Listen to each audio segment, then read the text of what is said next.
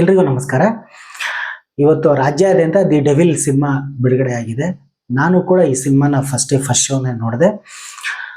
ಈ ಸಿನಿಮಾನ ನಾನು ನೋಡಿದ್ದು ವಿನಾಯಕ ಥಿಯೇಟರ್ ಮಾರತಳ್ಳಿಲಿ. ಇದು ತೆಲುಗು ಸೆಂಟರ್.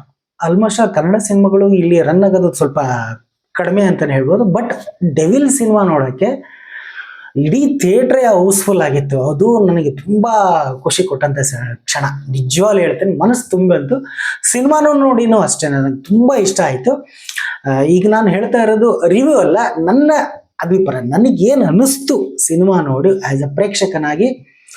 ನಾನು ಸಿನಿಮಾ ನೋಡಿದಾಗ ನನಗೆ ಏನು ಅನ್ನಿಸ್ತು ಅನ್ನೋದನ್ನ ನಾನು ಹೇಳ್ಬೇಕು ಅನ್ನಿಸ್ತು. ಹಾಗಾಗಿ ಈ ವಿಡಿಯೋನ ನಾನು ಮಾಡ್ತಾ ಇದ್ದೀನಿ. ದರ್ಶನ್ ಸರ್ ಈ ಸಿನಿಮಾದಲ್ಲಿ ಎರಡೆರಡು ಪಾತ್ರ ಸ್ಟೈಲಿಶ್ ಲುಕ್, ಸಖತ್ ಇಂಪ್ರೆಷನ್, ತುಂಬಾ ಇಂಪ್ರೆಸ್ ಆಗ್ಬಿಡುತ್ತೆ ಸಿನಿಮಾ. ಅಷ್ಟು ತುಂಬಾ ಚೆನ್ನಾಗಿ ಆಕ್ಟ್ ಮಾಡಿದ್ದಾರೆ. ನೆಗೆಟಿವ್ ಶೇಡ್, ಪಾಸಿಟಿವ್ ಶೇಡ್, ಎರಡು ರೀತಿ ಶೇಡ್ಗಳು ಬರುತ್ತೆ. ಸೊ ವಿಭಿನ್ನವಾಗಿ ಕಾಣಿಸ್ತಾರೆ ಸಿನಿಮಾನ.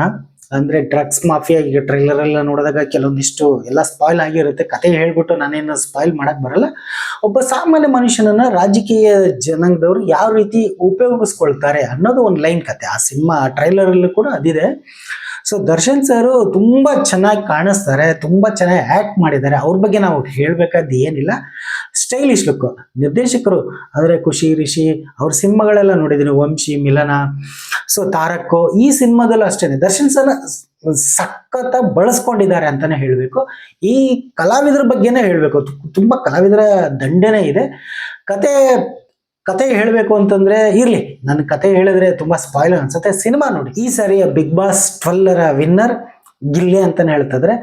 ಸೊ ಅದು ನೋಡೋಣ ಏನಾಗುತ್ತೆ ಏನಂತ. ಬಟ್ ಗಿಲ್ಲಿ ನಟ ದರ್ಶನ್ ಅವ್ರನ್ನ ಬಿಟ್ರೆ ಇಡೀ ಸಿನಿಮಾ ಗಿಲ್ಲಿ ಅವ್ರಿಗೆ ಬಂದ್ಬಿಟ್ರೆ ಸಖತ್ ಶಿಳ್ಳೆ ಚಪ್ಪಾಳೆ, ಗೆದ್ಬಿಟ್ಟೆ ಅಂತಾನೆ ಹೇಳ್ಬೋದು. ಶೋಭರಾಜ್ ಅವ್ರ ಕಾಂಬಿನೇಷನ್ ಒಂದು ಬರುತ್ತೆ, ಕಾಮಿಡಿ ಸೀನ್ ಸಖತ್, ಅದಂತೂ ವರ್ಕೌಟ್ ಆಗಿದೆ.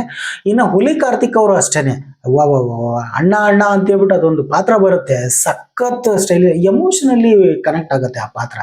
ಅವರೊಂದು ಡೈಲಾಗ್ ಬರುತ್ತೆ, ಇವತ್ತು ಸೌಟು ನಾಳೆ ಕಟ್ಔಟು ಅಂತ. ಸೊ ಆ ಪಾತ್ರವನ್ನ ನನಗೆ ಅಂತೂ ಎಂಜಾಯ್ ಆಗುತ್ತೆ. ಅವ್ರು ಒಪ್ಕೊಂಡಿರೋದಕ್ಕೆ ನಿಜವಾಗ್ಲು.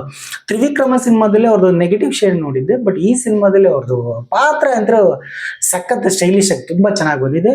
ಅಚ್ಯುತ್ ಕುಮಾರ್ ಅವರ ಬಗ್ಗೆ ಹೇಳಲೇಬೇಕು. ನಂಬಿಯಾರ ಅನ್ನೋ ಪಾತ್ರ, ಅಬ್ಬಾ, ದರ್ಶನ್ ಸರ್ ಯಾವ ರೀತಿ ಇಷ್ಟ ಆಗ್ತಾರೋ, ಎಲ್ಲ ಕಲಾವಿದರು ಹೇಗೆ ಇಷ್ಟ ಆಗ್ತಾರೋ, ಅಚ್ಯುತ್ ಕುಮಾರ್ ಸರ್ ಅವರ ಎಲ್ಲಾ ಸಿನಿಮಾ ಗ್ರಾಫ್ ನೋಡ್ಕೊಂಡ್ ಬಂದಾಗ ಸಖತ್ ಸ್ಟೈಲಿಶ್ ಅವರ ಪಾತ್ರ, ಏರಿಳಿತ ಅದೆಲ್ಲ ತುಂಬಾ ಇಷ್ಟ ಆಗುತ್ತೆ. ಡೈಲಾಗ್ಸ್ಗಳ ಬಗ್ಗೆ ಹೇಳಲೇಬೇಕು.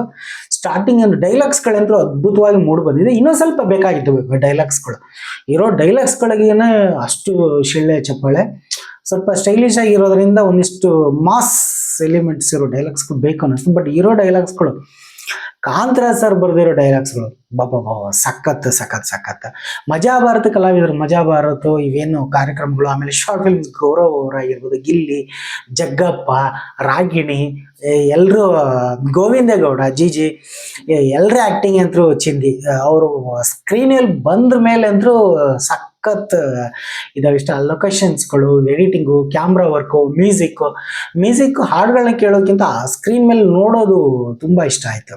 ಸ್ಟೈಲಿಶು, ಮೆಲೋಡಿ ಟ್ರ್ಯಾಕು, ಲವ್ ಸಾಂಗು, ಇದ್ರೆ ನೆಮ್ಮದಿಯಾಗಿರ್ಬೇಕು ಸಾಂಗು ಎಲ್ಲ ನನಗೆ ತುಂಬಾ ಇಷ್ಟ ಆಯ್ತು. ಇನ್ನು ಹೀರೋಯಿನ್ ರಚನಾ ರೈ ಅವ್ರ ಬಗ್ಗೆ ನಾನು ಹೇಳೋದಕ್ಕೆ ಬರ್ತೀನಿ. ಅವರು ತುಂಬಾ ಸುಂದರವಾಗಿ ಕಾಣಿಸಿದ್ರು. ಆ ಸ್ಕ್ರೀನ್ ಪ್ರೆಸೆನ್ಸ್, ಅವ್ರ ಆಕ್ಟಿಂಗ್, ಅವ್ರ ಅಳು, ನಗು ತುಂಬಾ ಚೆನ್ನಾಗಿದೆ. ಆ ಸಾಂಗ್ ಬರುತ್ತೆ, ಒಂದು ಸಾಂಗ್, ಎರಡನೇ ಸಾಂಗ್ ಸಖತ್, ತುಂಬಾ ಇಷ್ಟ ಆಗ್ಬಿಟ್ರು. ಇನ್ಫ್ಯಾಕ್ಟ್ ತುಂಬಾ ಜನ ಹೇಳಿದ್ರು RR ರಚನಾ ರೈ, ರಚಿತಾ ರಾಮ್. ಸೊ ಇವರು ರಚನಾ ರೈ ಅವರು ರಚಿತಾ ರಾಮ್ ತರನೇ ಫೇಮಸ್ ಆಗ್ತಾರೆ. ಇಲ್ಲ, ಆ ಥರ ಅಲ್ಲ, ಅವರೇನೆ ಇವ್ರು ತನ್ನ ಪಾರ್ಪತ್ಯವನ್ನು ಸ್ಥಾಪನೆ ಮಾಡಲಿ ಅಂತ ನಾನು ಹೇಳ್ತೀನಿ. ಅವರು ರೈಟರ್ ಕೂಡ ಅಂತ ಹೇಳ್ಬೋದು, ಪುಸ್ತಕಗಳನ್ನ ಬರೆದಿದ್ದಾರೆ. ಪ್ರಾಣಿ ಪ್ರಿಯೆ, ಪತ್ರಿಕೋದ್ಯಮ ಮಾಡಬೇಕು ಅಂತ ಹೇಳಿ ಪತ್ರಿಕೋದ್ಯಮದಿಂದ ಅಲ್ಲಿಂದ ಅವರು ಸಿನಿಮಾ ರಂಗಕ್ಕೆ ಬಂದಿದ್ದಾರೆ ಅಂತ ಹೇಳಿದೆ. ಈ ಸಖತ್. ಅವರು ತುಳು ಭಾಷೆಯಲ್ಲಿ ಆಲ್ರೆಡಿ ಸರ್ಕಸ್ ಅನ್ನೋ ಒಂದು ಸಿನಿಮಾನ ಮಾಡಿದ್ರು, ಶ್ರೀರಂಗ ಅಂತ ಕನ್ನಡದಲ್ಲಿ ಮಾಡಿದ್ರು. ಬಟ್ ಈ ಸಿನಿಮಾ ಅವ್ರಿಗೆ ಒಂದು ಒಳ್ಳೆ ಬ್ರೇಕ್ ಅಂತಾನೆ ಹೇಳ್ಬೋದು. ಸೊ ನನ್ಗೆ ಅಂತೂ ಅವರು ತುಂಬಾ ಇಷ್ಟ ಆಗೋದ್ರು. ರಚನಾ ರೈ ಅವರ ಪಾತ್ರ, ಸ್ಕ್ರೀನ್ ಪ್ರೆಸೆನ್ಸು ತುಂಬ ತುಂಬ ಇಷ್ಟ ಆಗೋಯ್ತು. ರಚನಾ ರೈ ಮೇಡಮ್ ಸೊ ಕನ್ನಡಿಗರ ಮನಸ್ಸನ್ನ ಗೆದ್ದ ಚೆಲುವೆ ಅಂತಾನೆ ಹೇಳ್ಬೋದು. ನಿಮ್ಗೆ ಆಲ್ ದ ಬೆಸ್ಟ್, ಒಳ್ಳೆ ಭವಿಷ್ಯ ಇದೆ ಮೇಡಮ್. ಇದೇ ಥರ ಸಿನಿಮಾಗಳನ್ನ ಮಾಡ್ತಾ ಇರಿ. ದಯವಿಟ್ಟು ತಮಿಳು ತೆಲುಗು ಭಾಷೆಗೆ ಹೋಗ್ಲಿ ಪರವಾಗಿಲ್ಲ, ನಾನೇನು ಬೇಡ ಅನ್ನಲ್ಲ. ಬಟ್ ಕನ್ನಡ ಭಾಷೆಯಲ್ಲಿ ನಿಮ್ಗೊಂದು ಒಳ್ಳೆ ಸ್ಕೋರ್ ಮಾಡ್ತೀರಾ.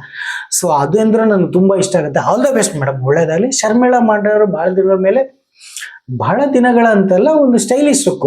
ನವಗ್ರಹ ಆದ್ಮೇಲೆ ದರ್ಶನ್ ಸರ್ ಜೊತೆ ಒಂದು ಆಕ್ಟ್ ಮಾಡಿದ್ದಾರೆ, ಸ್ಟೈಲಿಶ್ ಲುಕ್. ಹಿಂಗ ಚೇರ್ ಮೇಲೆ ಕಾಲ್ ಹಾಕೊಂಡು ಅವರ ಒಂದು ಇದು ಚೆನ್ನಾಗಿದೆ. ಅವ್ರ ಪಾತ್ರ ಅಲ್ಲಿಯೇ ಮುಗಿದೋಗ್ಬಿಡುತ್ತಲ್ಲ ಅನ್ನೋದೊಂದು, ಚಂದು ಅವರ ಪಾತ್ರ, ಆಮೇಲೆ ಕೆಲವೊಂದು ಪಾತ್ರಗಳ ಅಲ್ಲೇ ಮುಗಿದೋಗ್ಬಿಡುತ್ತಲ್ಲ ಅಂತ ಸ್ವಲ್ಪ ಫೀಲ್ ಆಯಿತು. ಬಟ್ ಅಲ್ಲಿ ನಿರ್ದೇಶಕರು ತುಂಬಾ ಚೆನ್ನಾಗಿ ಅಚ್ಚುಕಟ್ಟಾಗಿ ಕಟ್ಕೊಟ್ಟಿದ್ದಾರೆ, ಸಿನಿಮಾ ಮಾಡಿದ್ದಾರೆ ಅಂತ ನನಗೆ ಅನಿಸ್ತು. 2 ತಾಸು 49 ನಿಮಿಷ ಇದೆ ಸಿನಿಮಾದ ಅವಧಿ. ಬಟ್ ಎಲ್ಲೂ ಬೋರ್ ಅನ್ಸಲ್ಲ, ಇಂಟ್ರೆಸ್ಟಿಂಗ್ ಅನ್ಸುತ್ತೆ, ಕುತೂಹಲ ಮೂಡಿಸ್ತಾ ಹೋಗುತ್ತೆ.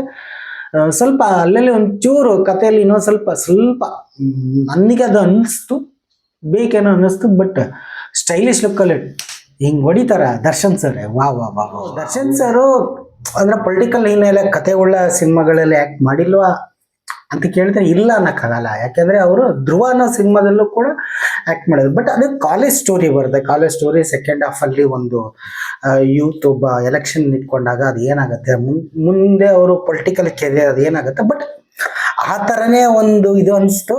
ಅಷ್ಟು ಸ್ಟೈಲಿಶ್ ಆಗಿ ಕಾಣಿಸ್ತಾರೆ. ಅದು ಅವರ ವೈಯಕ್ತಿಕ ವಿಚಾರಗಳು ಏನೇ ಇರ್ಬೋದು, ಅದು ನಾನು ಬೇಡವಾಗಿರೋ ವಿಚಾರ.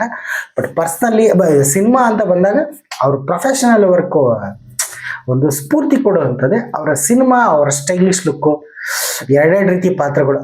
ಸಿನಿಮಾನ ನೋಡಿ, ದಯವಿಟ್ಟು ನಾನು ಸ್ಪಾಯ್ಲ್ ಮಾಡ್ತಾ ಇಲ್ಲ. ಆ ಸಿನಿಮಾ ಆ ಥರ ಅವರ ಪಾತ್ರ ಪ್ರೆಸೆನ್ಸ್, ಕೃಷ್ಣ ಅನ್ನೋ ಪಾತ್ರ ಸಖತ್ ಇಷ್ಟ ಆಯ್ತು. ಆಮೇಲೆ ಅವ್ರು ಡೆವಿಲ್, ಈ ಸಿನಿಮಾ ಯಾಕೆ ಡೆವಿಲ್ ಆಯಿತು ಏನಾಯ್ತು ಅನ್ನೋದು ನೋಡಿ ನನಗೆ ಅನಿಸಿದ್ದು, ನನಗೆ ಖುಷಿ ಆಯಿತು ಸಿನಿಮಾ ನೋಡಿ. ಹೀಗಾಗಿ ಸೊ ನಾನು ರೆಕಮೆಂಡ್ ಮಾಡ್ತೀನಿ, ಸಿನಿಮಾನ ನೋಡ್ಬೋದು. ಅಭಿಮಾನಿಗಳು ಅಷ್ಟೇ ಅಂತಲ್ಲ, ಇಡೀ ಫ್ಯಾಮಿಲಿ ಆಡಿಯನ್ಸ್ ಕೂಡ ಕೂತ್ಕೊಂಡು ಒಂದು ನೀಟ್ ಎಂಟರ್ಟೈನ್ಮೆಂಟ್ ಅಂತ ನನಗೆ ಅನಿಸಿರೋದು.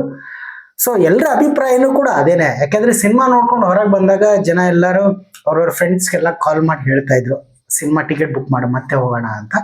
ಸೊ ಅದೇ ರೀತಿ ಒಂದು ತೆಲುಗು ಸೆಂಟ್ರಲ್ಲೆಲ್ಲ ಹೌಸ್ಫುಲ್ ಹೋಗಿರೋದು, ಸಿನಿಮಾ ನೋಡ್ಕೊಂಡು ಹೊರಗೆ ಬಂದ ಮತ್ತೆ ಜನ ಇರೋದು. ಸೊ ತುಂಬ ಖುಷಿ ಆಯಿತು ಸಿನಿಮಾನ. ಸೊ ಮಿಸ್ ಮಾಡಬೇಡಿ, ಒಂದೊಳ್ಳೆ ಎಂಟರ್ಟೈನ್ಮೆಂಟು, ಲ್ಯಾಗ್ ಅನ್ಸಲ್ಲ ಸಿನಿಮಾ, ಒಂದು ನೀಟ್ ಎಂಟರ್ಟೈನ್ಮೆಂಟ್. ಯಾಕಂದರೆ ಪ್ರಕಾಶ್ ಸರ್ ಅವರ ಡೈರೆಕ್ಷನ್ ಸಿನಿಮಾಗಳು ಬಂದರೆ ಅದೊಂದು ಸಾಲಿಗೆ ಇದೊಂದು ಹಿಟ್ ಸಿನಿಮಾ ಅಂತಲೇ ಹೇಳ್ಬೋದು. ಈ ವರ್ಷ ಅಂಥದ್ದು ಏನೇನು ಡೆವಿಲ್ ಬಂತು, ಮಾರ್ಕ್ ಬರುತ್ತೆ, 45 ಬರುತ್ತೆ, ಎಲ್ಲ ಸಿನಿಮಾಗೂ ಆಲ್ ದ ಬೆಸ್ಟ್, ಒಳ್ಳೇದಾಗಲಿ.